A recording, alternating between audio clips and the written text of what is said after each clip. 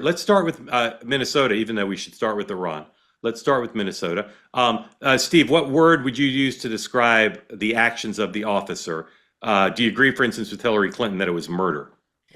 No, I No. think I think everybody should, stop using highly charged words to talk about either one of the. This is a tragic situation, and I think, I'm old-fashioned. Maybe that's being a veteran, is that I think in situations like this, you need to stop.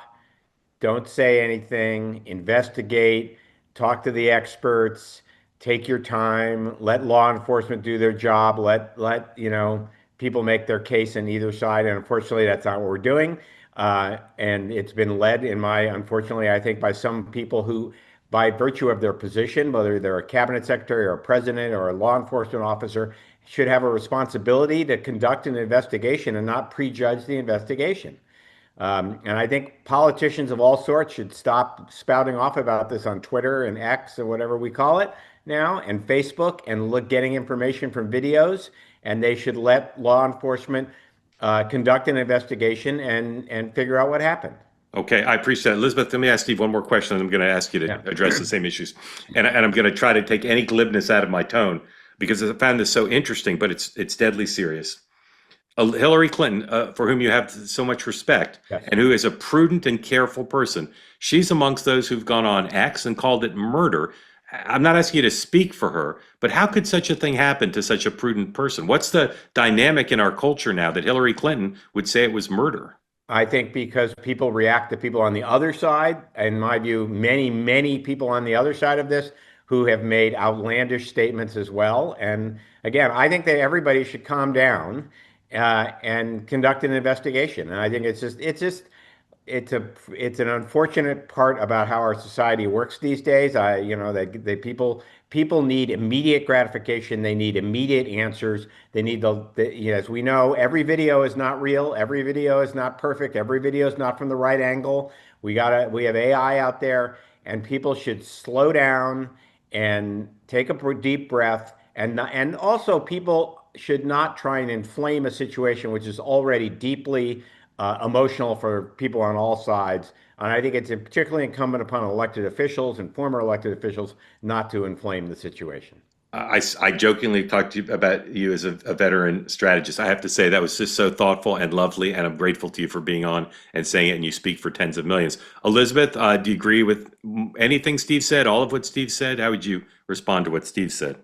Yeah, I mean, it was thoughtful and lovely, and I don't know what to do with you, Mark, because you keep bringing on people that are thoughtful and lovely, and I agree with most of what they say. No, I mean, look, it's obviously a horrible situation. It's an absolute tragedy for the woman who lost her life, for the officer, for the country. It's obviously awful, and I think in general, the way, like you just mentioned, I mean, the way people are tweeting out, asking each other, did she deserve to die?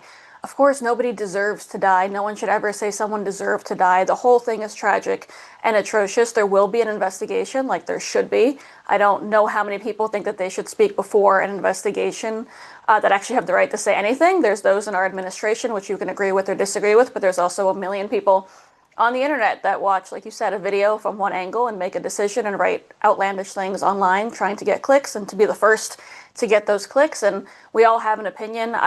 In general, did not think what she was doing was appropriate. Of course, do not believe she deserved to die. I'm curious what the investigation shows, but more than that, I am scared and saddened for our country because this is only going to make matters significantly more dangerous and worse moving forward.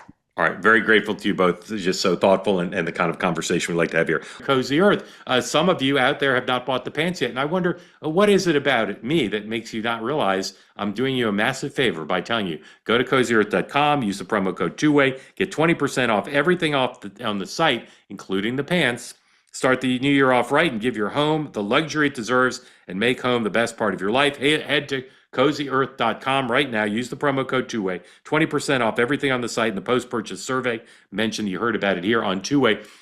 The man mentioned earlier that the bubble cuddle blanket was stolen by his children. Inevitably, you'll need to buy two. One you'll want for yourself, one for a pet or for a child or a spouse. They'll just take it from you. And that's understandable because it is an outstanding blanket. Bubble cuddle blanket, sheets, towels, shirts, pants, particularly the pants. Go to cozyearth.com right now. Use the promo code two-way for 20% off. Thank you for your attention to this matter. They say that something that's easy is like a walk in the park. Well, Easier than a walk in the park. Hit the subscribe button, be part of the two-way community, never miss an episode, be part of our conversations. Thank you for your service to America. And don't forget, you can now listen to the morning meeting and Two-Way Tonight on Apple, Spotify, or wherever you get your podcasts.